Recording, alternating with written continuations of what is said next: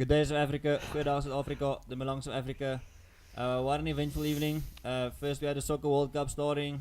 Then we had halfway through that game, we had load shedding. And watched the vibe on our phone. Halfway through, we got back online. So, quite an eventful evening. Joining me here to discuss versus Hannes. Hannes, how are you? Lem, I'm well, thanks. And yourself, like you said, it's been an eventful evening, and yeah, in South Africa, never a dull moment, eh? Yeah, never dull moment. They say necessity is the mother of inventions. Sat here not knowing what to do, and then eventually decided, you know what, download the TV Now app, burn some data, let's watch the show, let's get this horse off the road. So yeah, I'm glad we actually got to watch it. Otherwise, this production would have been a couple of days late. And we know that our fans come first, so we can't let them down. Yeah, all 50 of them watching on YouTube. Big fan base. We don't want to drop them. I think, honest, we saw the end of the episode last week. The tribe swap, that mini swap of the two new tribes, and they went down. And Werner's team, they got to their camp, and like Werner said, he said John just starts dishing out information like sweets, giving away all their plans to Annalise, who just joined them. What in the life? I mean, firstly, we've discussed it, but it's really general knowledge. A tribe swap is always a game changer.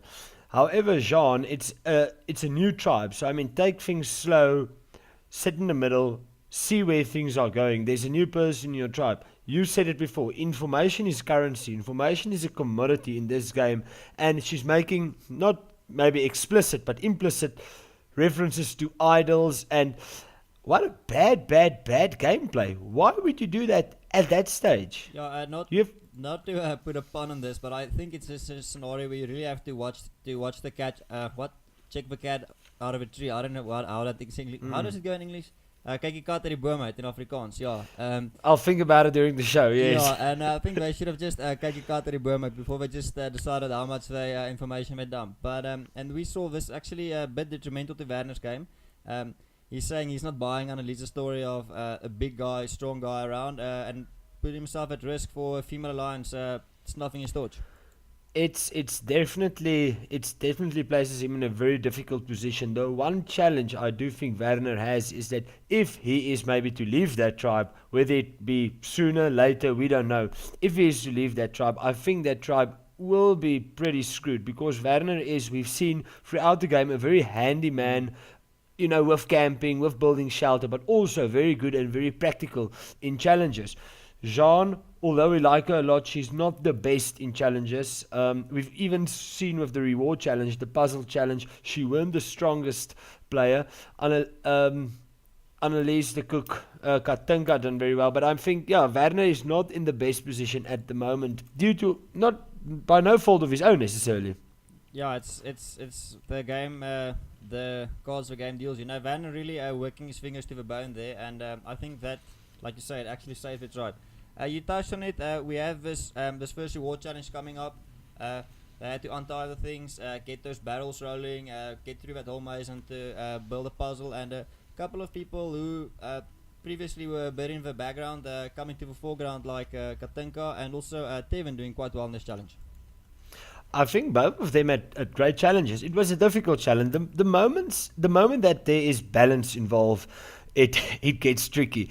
It's not something everyone can do. And then puzzles, again, we've seen it with previous seasons. We've even seen it with this season. Puzzles is always something which are very tricky.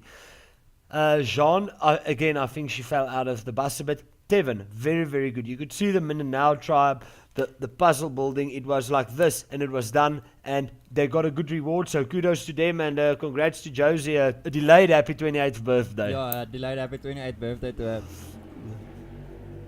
There's people dicing down the highway here next to our house. Not a classy suburb we live in.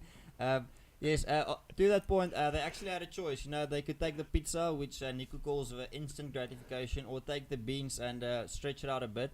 The winning tribe opting to go for the pizza. I'm assuming you would have gone for the pizza as well. Definitely, I would have gone for the pizza. Yes. I'm not sure what the beans really entailed. We didn't get a lot. Was it coffee beans? It entails beans. Okay, only beans. I would have definitely went for the pizza. What would you have done? No, I definitely think go for pizza. I think Tony likes saying, listen, she's gonna ration it, eat some today, have a couple tomorrow, use a crust on day 3, and yeah, the beans like you say, but you can mix and match it. And once again, we spoke about this a couple of times. Annalisa, saying, listen, I'm gonna cook you guys a nice meal, and we actually hear that confessional from Katinka saying, this is the best meal I've had. We've had chicken, we've had beans, we had rice, and I think something like Annalisa, she can take something almost, I want to say, average or mediocre, and just conjure it up into something nice that a tribe will appreciate. And I think that buys a lot of social capital in this game going forward. A lot, but I mean, we've called this on the cast assessment, and we've called it on our previous episodes as well. It immediately brings her in the game, puts her one step ahead of the rest. It makes her a likable person, and you think, oh well, if we vote her out, then we have nobody to make us food anymore. Yeah.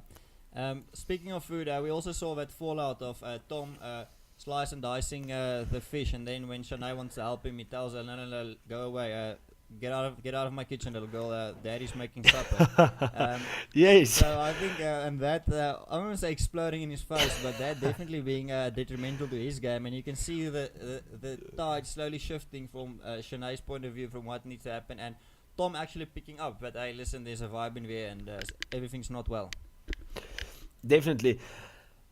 Tom, I didn't think he handled that situation well, and I think there must be a lot of other situations which we don't necessarily see. It is as if Tom is being isolated, and I can understand it from Shanae's point of view. It's strategically better for her now to side with Vusi and Palesa, who I think both are still in a very strong position.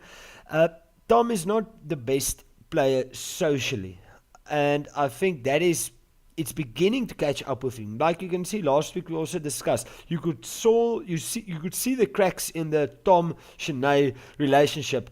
Now the cracks are getting deeper and deeper and deeper. So I think it's a prediction, but the days of Tom are counted on this island. And also, we have Shanae saying, listen, we need to get rid of Tom. She's willing to throw the challenge, discussing it with Vusi, and he's actually one saying, listen, that's not up my wheelhouse. I'm not comfortable with this, and they finally opt to not throw the challenge. I think this is the right move. Do you agree? Definitely. Again, we've discussed it earlier. It's never a good idea to throw a challenge. Momentum is like a ball rolling down a hill. Why do you want to? Exactly what momentum is. A ball rolling down a hill. That's it. I attended that one physics class back at school. Maybe Katinka can inform us more about the physics classes. But no. Why do you want to purposefully put a stop to that momentum? That's exactly what throwing a challenge is. So that's the one thing. The other thing, if I might just add, we've seen of this production. Tribal council is never a given. I mean, we've had tribe swaps, we have people quitting, so it's not so straightforward as it seems. Yeah, no, definitely. And finally opting not to throw the challenge, and then we have that water challenge. Two of the teams doing quite well, and then Devon's team, Mindanao, total blowout. We see them struggling, and not even, I want to say, they didn't even get to the buoy throwing part. But once again, we touched on this earlier. Katinka now coming to the foreground, saying, "Listen, I'm going to take my fate into my own hands." And she actually looks like she was like, I don't know if she played netball or school or whatever, but she actually hit that ball out of the park. The thing is, we all learn certain skills in school, and you keep it for a while after school. Now you can see that Katinka only recently left school, in the sense that she still has her netball skills well honed, whereas some of the skills which we learned in school, now it felt it along the way. I think smoking without being caught is not a valuable asset or attribute you can use on Survivor. Exactly, yes. So I think Katinka is starting to really get into the groove of the game, and the moment you pull your weight in challenges, people respect you more in the game. Do you agree or not? Definitely, and I think this is also something, I don't know if it was by chance or it was by design, but I think this is one of the smart moves that Vana did. We've said up until now he's sticking out like a sore thumb, always saying, I'm going to do the challenge. We heard Annalise saying, he's the guy who makes us food and builds a fire, and for once he said, listen, I don't know, like I said, I think maybe it said, listen, we're ahead, I'm just going to take a step back and say, and if you guys want to take a shot, I think very well gameplay in his part. it's very good to take the attention off him. Werner does not want to get himself in a position maybe in a few days' time where it's an all-girl alliance teaming up against him. And it was a good move setting Katinka forward, giving her also some confidence in the game, and he can even perhaps use that at a later stage to gain her trust. So again, I think Werner did play it smart, but I don't think as the game stands at the moment, is it the best position. Yes, okay, now we see Mindanao losing that challenge, and they come back to tribal, and in this situation, like, what do we have to do? Josie being the easy vote, the classic 3-1, and then PK comes up with his finger. He says, "Listen, want to spice up the game. I want to build my resume. I want to make a big move." He ropes in Tony, and they say, "Listen, let's get rid of my boy Devon and set up this whole elaborate tribal council that we have playing out this episode." So it's the classic, when you swap a bromance for a romance kind of thing. I think, well, that's probably we discuss a lot now. PK, I love an underdog story. I think that PK was from the beginning the underdog and Devon was the leader. We've discussed it last week, and let's maybe stand still here. Devon maybe got too far ahead of himself. Maybe he got too arrogant. No, definitely. I think not Devon, sorry. Devon taking a big bite out of a humble pie. As soon as you get too confident and you start having that aura of, listen, I'm the guy, I'm running the show, and he actually did run the show. I mean, he played exceptionally up until well, but a very important part of Survivor, and this is also for you guys listening at home who want to one day contest on the game, a big part of Survivor is alliance management, making sure that everybody feels that they're included. So instead of saying, listen, we have to do A, B, and C, PK said, I want to make a big move, it's boring, let's make a move. Instead of saying, no, we do it my way, just say, cool man, what do you want to do? Put the ball back in his court, make him feel like he's contributing, maybe he's part of the alliance, calling the shots. As soon as you get that autocratic kind of vibe, and I think Devon played exceptionally well. I think this last blunder today, wrong place at the wrong time, said the incorrect thing, and then PK's like, listen, I'm not going to take this autocrism, I'm out of here. And setting up this thing with Tony. And you said during the show, Tony not really a bit shifty, not really the best move she could have made. Well, two things. If I can just quickly go back to Devon and PK, Lem. So it took balls from PK, I think, because PK was definitely the follower and Devon were the leader, yes, to say, listen, we're going to blindside him, he's out. I think it was good strategically, firstly, because for me, Devon was one of the strongest players and strategically one of the best. 100% I agree.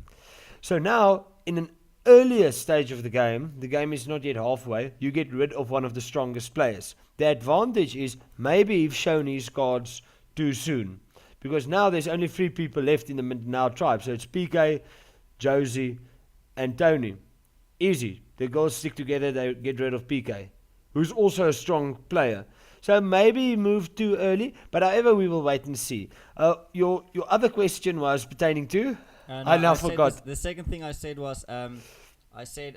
Tony, yes. Had the discussion, he said, listen, I'm going to drop some information on you. I want to blindside my friend. And Tony's like, listen, I'm going to drop some information back. And she's like, boom, Vana's got an idol. I think she could have gotten into that situation and gained his trust without divulging that information. What do you think? Definitely. And I think Tony and Werner would still, if they get together in the game again, still have a very good and solid relationship. However, it was not necessary for her to divulge the fact, which Werner told her in confidence, that he has 2 idols.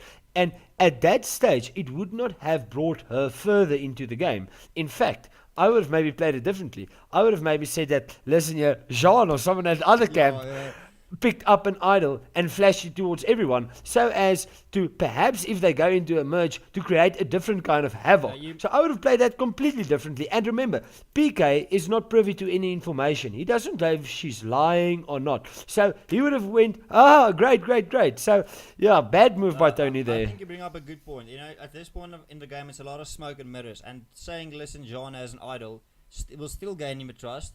And it would have, because we don't know how the season's going to play out, but now might burn the bridge between Tony and Vana, 2 close allies. We'll have to wait and see. That's what makes Survivor so exciting. Now we finally get to that tribal, and as the longest tribal goes on, PK is actually saying, listen, this is a tough choice for me. Listen, I'm in this position. I have to let. Do I go for easy vote or do I make a big move? And we see once again, brilliant player that he is. Devon actually picking up. But listen, hey, something's up. There's something brewing beneath the water, and he tries his best to convince PK, but to no avail. I wondered what PK will vote. And yes, again, we saw Devon is such a good and such a smart player, and I think I will miss him. I think most of the viewers will miss him. However, yes, he sensed early on that something is coming for me, and he tried to swing them, with looking at it was Tony, kind of like discussing, say, are you guys voting for me? Let's stay strong, those kind of things. What can you say? It's a cruel game, really. No, it is, and I think unfortunately we have to say goodbye to Devon at this point of the journey. Not something I would have wanted, you would have wanted, people at home, but the players are there making the moves. We can't say because we like him as a player that was the wrong move from PK's part. Strategically speaking, I think he made the correct move, and I think Devon's one of those players. He narrated well. For a long time, he was telling us a story. Giving the course of a game, like you said, he was actually running his alliance, and I think if Survivors of Africa goes to 8 or 10 seasons and they do like a all-star return or a fans versus favorites kind of guy, I think one of the people you bring back first, Devon, is right up there on the list if he's willing to play again. Definitely. I actually saw a tweet just now from Devon saying that he'd like to be back at Survivor one day. So maybe you would be his opponent in a few years. Who knows? I will see. I don't know if I'll play, but we'll see how it goes. Then last thing, Hannes, you have to award your Player of the Week, the Eliminator Award. Episode 7, who are you giving it to today? It's very difficult, but I think I have to root for PK. The reason being he had the balls to make a big move. And of course, he thought about it. He realized that the move will have severe repercussions going forward.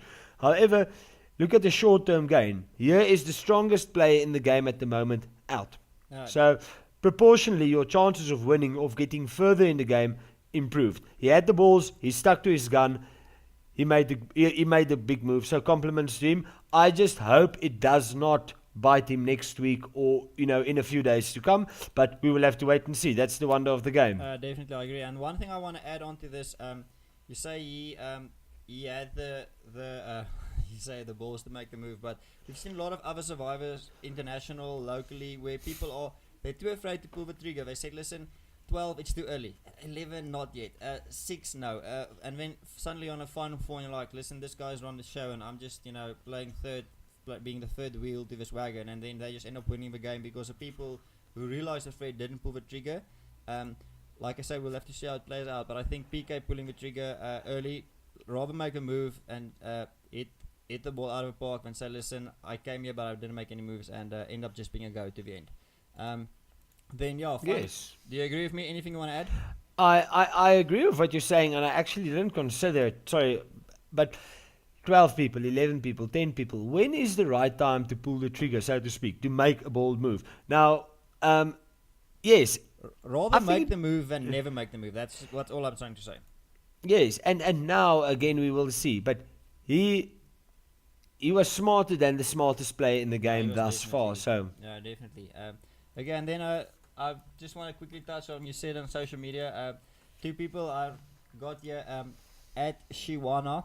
Jessica Simmons, I'm not sure if I'm saying her name correctly. She tweeted out, she said, this is the end of a bromance. So she also, people on Twitter saying, listen, lots of tears, the TK bromance is over. And we also said it's a good bromance, and that's now come to an end. And at Marian_the_Force, also a previous Survivors Africa player, saying she's crying now, actually taking a photo of herself crying. She said, well done PK, the best move of the season so far. I agree. I agree. It was the best move, the boldest move, and it got an effective result. That's another thing in the game. When you make a move, it must be a calculated move, and you need to be sure that you get the result. Because if that backfire, let's say the move backfired, and even if PK did switch and they managed to vote Josie off, then the relationship between Devon would have been broken down. Yeah. So if you do a big move, make Yeah, sure if you, it works. If you consider it, just pull through and run that horse until the end. It is that thing, the greater the risk, the greater the reward. Exactly. Okay, guys, thank you so much for watching and listening to this podcast, whether it's on iTunes. Hannes, anything you want to add before we close this out? No, I think we touched on all the relevant things. They can find me on Twitter at JHLerm, so it's LERM. Tweet us your opinions, what you think, comments, criticism, good or bad. Please give it to us. Yeah, definitely. If you want to give us some criticism, we always try and incorporate here. And you can hit me up at _lem, or if English at die_lem.